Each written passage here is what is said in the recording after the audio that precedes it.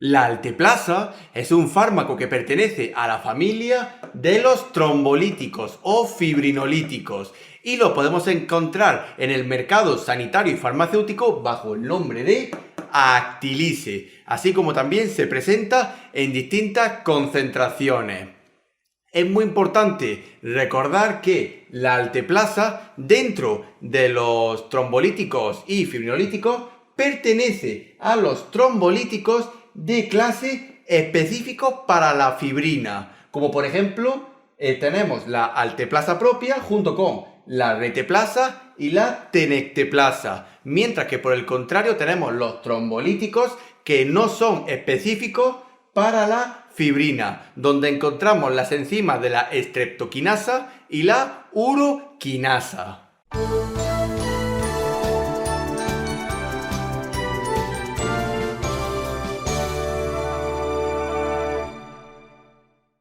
La indicación más habitual de la alteplasa suele ser cualquier cuadro clínico donde se presenta una trombosis. Por ejemplo, la alteplasa la podemos utilizar en las trombosis del infarto agudo de miocardio, en las trombosis de las embolias pulmonares donde hay un alto grado de inestabilidad hemodinámica, en las trombosis en los ictus agudos y en las trombosis u obstrucciones en los accesos vasculares de alto calibre, como por ejemplo los que se utilizan en diálisis y técnicas continuas de reemplazo renal.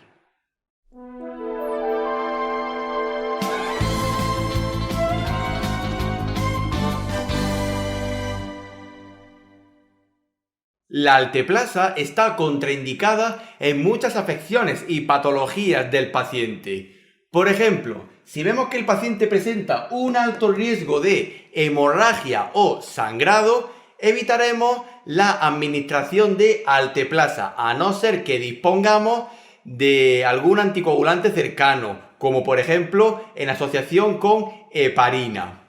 Tampoco podremos administrar la alteplasa en pacientes que hayan tenido episodios previos de ictus en los últimos 6 meses, sin contar el que tiene en la actualidad. El ictus con el cual el paciente viene a nosotros.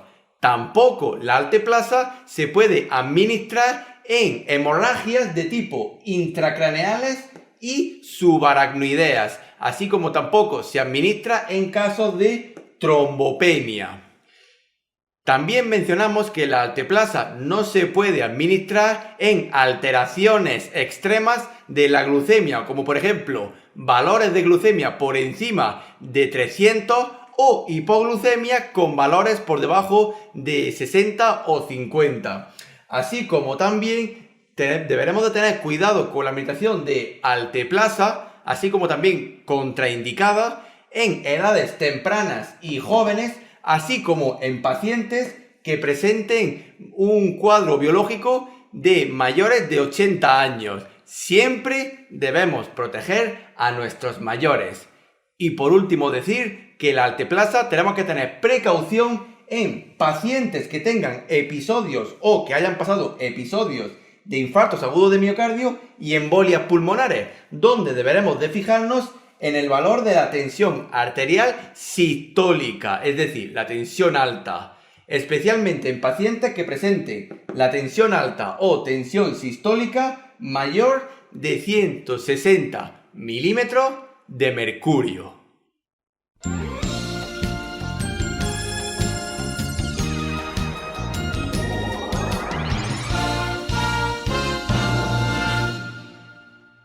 El mecanismo de acción de la alteplasa es algo complicado y complejo, pero resumiéndolo a lo básico, la alteplasa es un activador recombinante de la glucoproteína plasminógeno tisular humana, la cual activa la enzima plasminógeno a plasmina. Y la enzima plasmina tiene un objetivo, que es la fibrina, los trombos y coágulos de fibrina, donde se crea un efecto trombolítico o trombolisis, es decir, se disuelve el coágulo o trombo.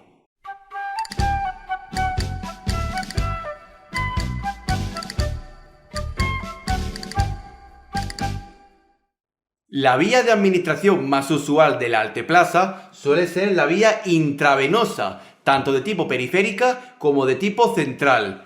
Pero debemos tener ciertas cuestiones en mente ante la administración de la alteplasa.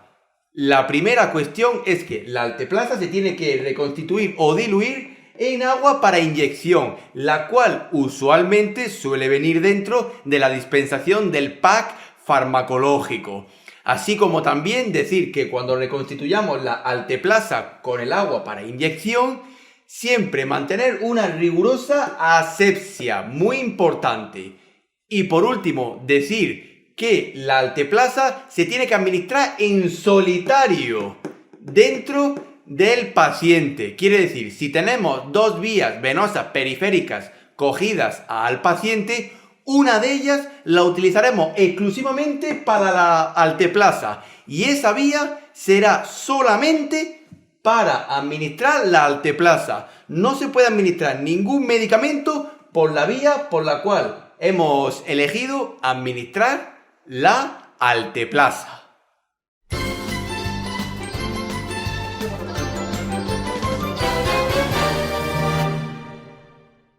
La posología de la alteplasa se rige en función de dos variables. La primera variable es en función del peso del paciente y la segunda variable es en función del tiempo transcurrido desde la aparición de los primeros síntomas de la patología correspondiente.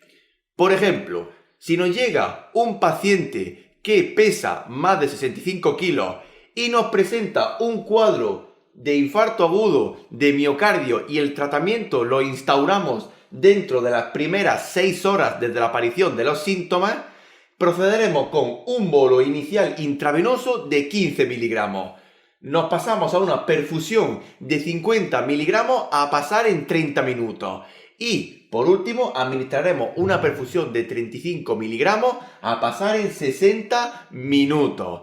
Si sumamos toda la dosificación, nos da que hemos administrado un máximo de 100 miligramos en 90 minutos u hora y media. Si nos llega el mismo caso, pero, por ejemplo, el paciente pesa menos de 65 kilos y instauramos el tratamiento para el infarto agudo de miocardio en las primeras 6 horas, procederemos con un bolo intravenoso inicial de 15 miligramos. De ahí nos pasamos a una perfusión de 0,75 miligramos por kilogramo a pasar en 30 minutos. Y por último, nos quedamos con una perfusión de 0,5 miligramos por kilogramo a pasar en 60 minutos. Si nos llega un paciente que presenta cuadro de sintomatología de infarto agudo de miocardio, pesa más de 65 kilos y le instauramos el tratamiento entre las 6 y las 12 primeras horas de aparición de los síntomas del infarto agudo de miocardio, procederemos con un bolo intravenoso inicial de 10 miligramos. Seguimos con una perfusión de 50 miligramos a pasar en 60 minutos. Y por último, administraremos perfusiones de 10 miligramos a administrar cada una en 30 minutos durante 2 horas. Si sumamos la dosificación total, nos da que hemos administrado un máximo de 100 miligramos en 3 horas. Si por el contrario nos llega el mismo paciente pero pesa menos de 65 kilos y le iniciamos el tratamiento entre las 6 y las 12 primeras horas de aparición de los síntomas de infarto agudo de miocardio, procederemos con un bolo intravenoso inicial de 10 miligramos. Seguimos con una perfusión de 0,75 miligramos por kilogramo a pasar en 60 minutos o en una hora. Y por último, administraremos perfusiones de 0,5 miligramos por kilogramo cada 30 minutos en 2 horas. En pacientes que nos lleguen con cuadros de embolia pulmonar y con un alto grado de inestabilidad hemodinámica, procederemos a administrar un bolo intravenoso inicial de 10 miligramos y nos pasaremos a una perfusión donde administraremos 90 miligramos en 120 minutos o 2 horas, administrando un máximo de total de 100 miligramos cada 2 horas. Y en pacientes que pesen menos de 65 kilos, tendremos que tener cuidado de que el total de dosis no supere los 1,5 miligramos por kilogramo. Y en pacientes que nos vengan con cuadros de ictus agudo, procederemos con, primero, la fórmula de 0,9 miligramos por kilogramo, administrando un máximo de 90 miligramos. Y la fórmula para administrar la alteplasa en los casos de ictus agudos sería administrar el 10% de la dosis total que requerimos para el ictus en forma de bolo intravenoso y seguir el resto de la perfusión que nos queda a pasar en 60 minutos o en una hora. Si por ejemplo el paciente pesa 100 kilos, pongamos el caso, multiplicamos 100 kilos por 0,9, nos da 90 miligramos que tenemos que administrar. De esos 90 miligramos que tenemos que administrar en total al paciente, recordamos que el 10% se tiene que administrar en forma de bolo intravenoso. El 10% de 90 miligramos es 9 miligramos. Pues procederemos a administrarle a ese paciente 9 miligramos en forma de bolo intravenoso y el resto, que serían 81 miligramos, se lo administramos en una perfusión a pasar en 60 minutos o en una hora. Siempre recordando que todas estas dosis pueden variar dependiendo de los protocolos hospitalarios y evidencia científica de aquellos centros sanitarios donde prestemos nuestros servicios. Así que siempre que estemos trabajando en un hospital o centro sanitario, observar y pedir las tablas de administración de alteplasa.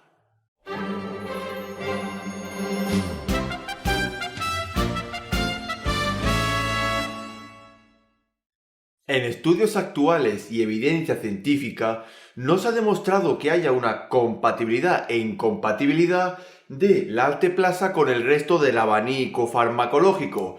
Pero eso sí, es muy importante recordar que la alteplasa se tiene que administrar de forma intravenosa en solitario. Es decir, si tenemos varias vías venosas canalizadas, una de ellas tiene que ser para la administración única de alteplasa. Y si por ejemplo disponemos de una vía central, utilizaremos una luz de la vía central únicamente para la administración de alteplasa.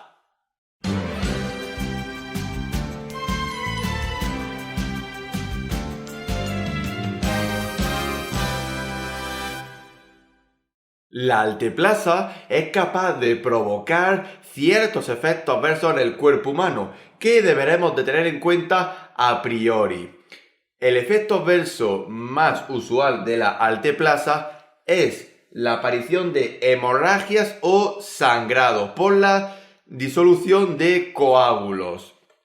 Otro efecto adverso más es la aparición de isquemias, puesto que la alteplasa, un trombo grande, lo puede disolver en trombos más chiquitillos y esos trombos pueden atascarse en zonas capilares o vasos sanguíneos muy chiquitillos y se pueden producir isquemias. Por ejemplo, si esos trombos chiquitillos se llegan a establecer en la circulación coronaria capilar, se pueden provocar infartos agudos de miocardio.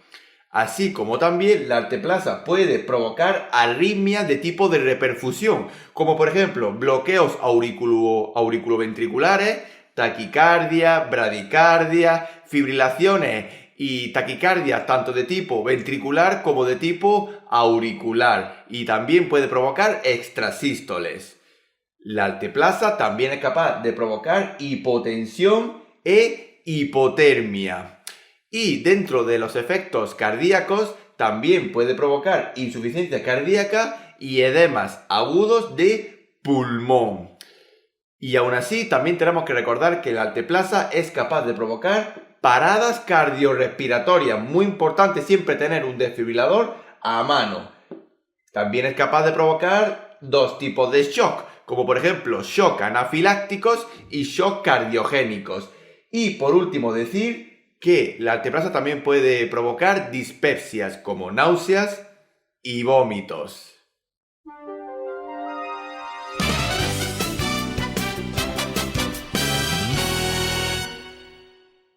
La alteplasa en el embarazo tiene categoría C, es decir, no podemos utilizarla, a no ser que los beneficios que consigamos terapéuticos en el paciente suplan la posibilidad de desarrollar malformaciones y alteraciones en el feto, así como desarrollar efectos adversos dentro del propio paciente.